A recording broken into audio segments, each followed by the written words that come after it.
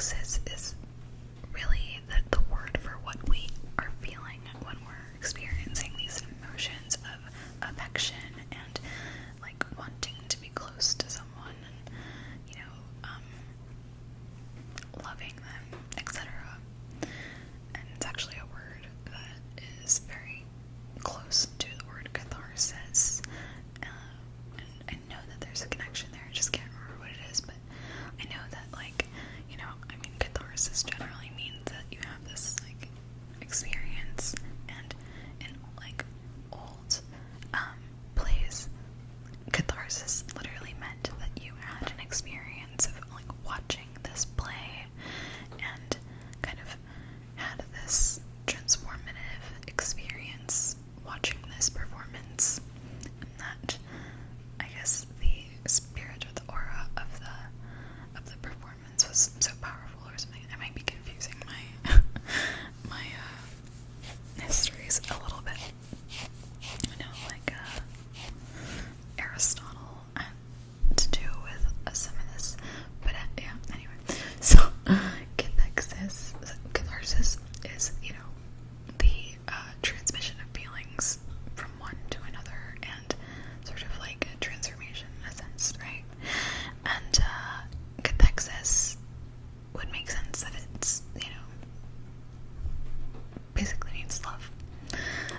So that's, you know, since I don't know Greek, I'm assuming that that's more or less what it means. If somebody does know Greek, let me know.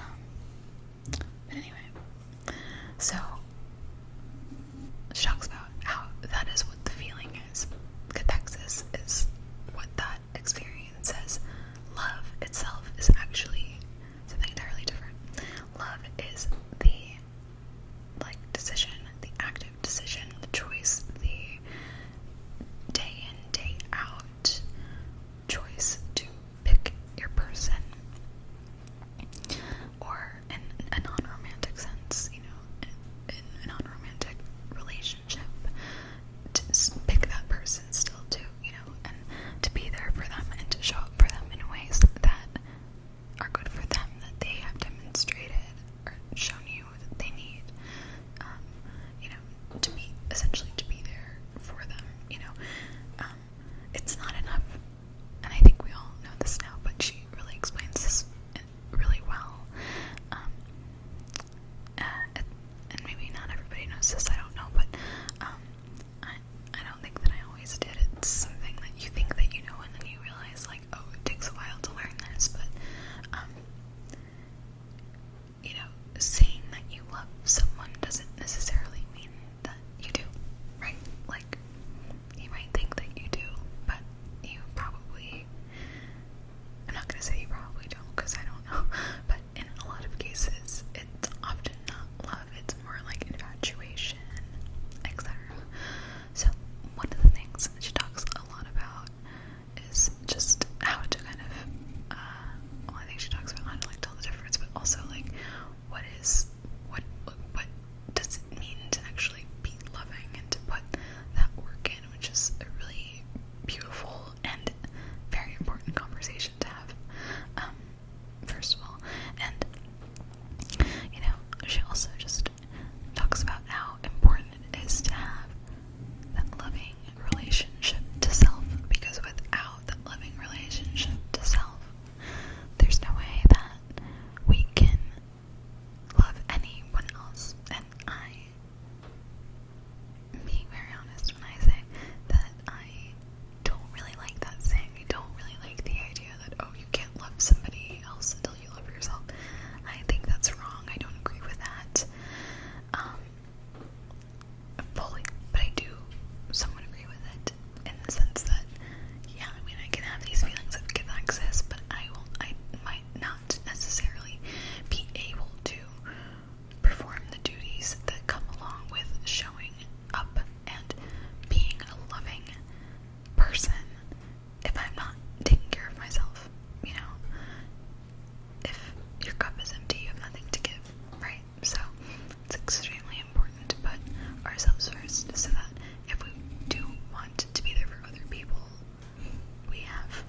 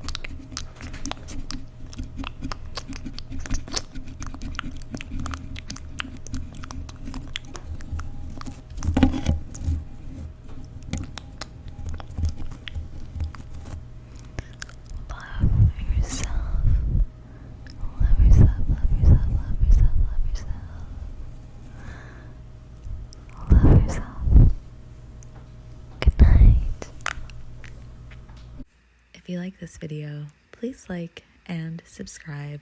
Bye.